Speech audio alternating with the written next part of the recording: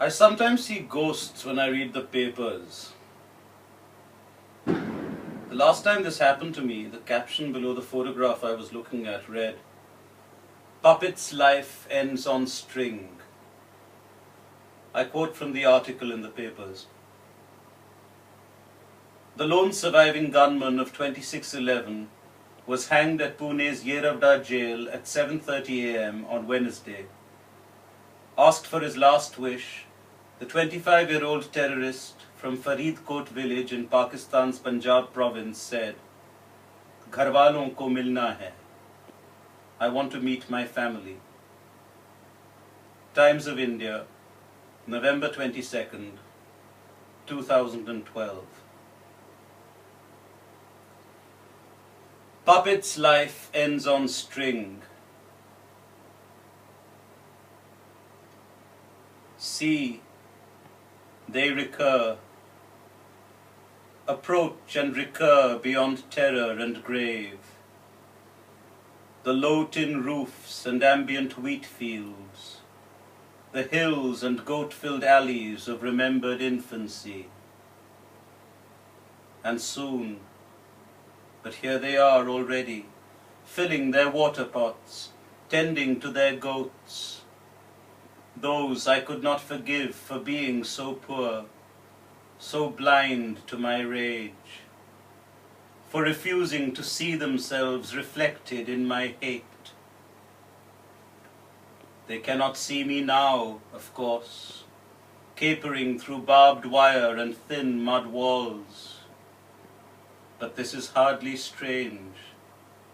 It was so much like this when I lived amongst them, only suddenly more acceptable now.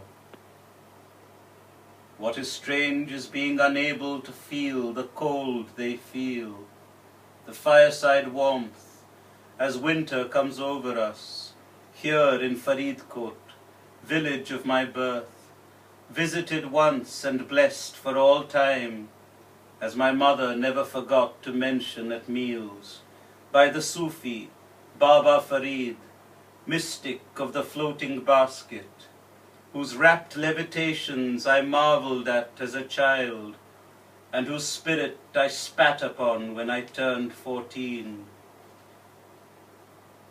There was so little left by then in our lives to praise, and his talk of delight in poverty had come to seem like senseless rant. The little land we owned sold for so little.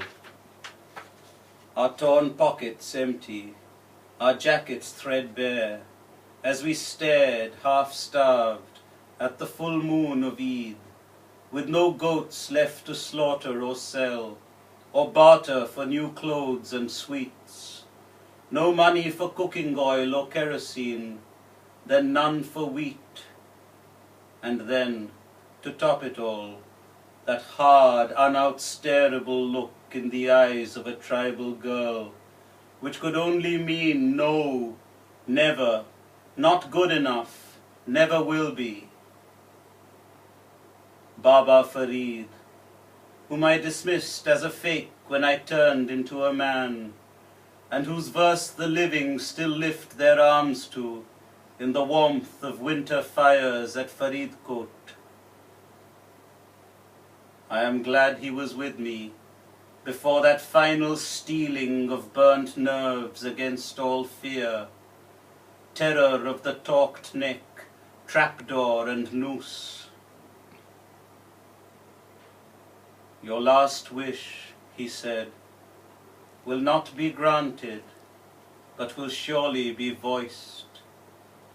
A single sentence that survives your death. I am glad it was this and nothing else.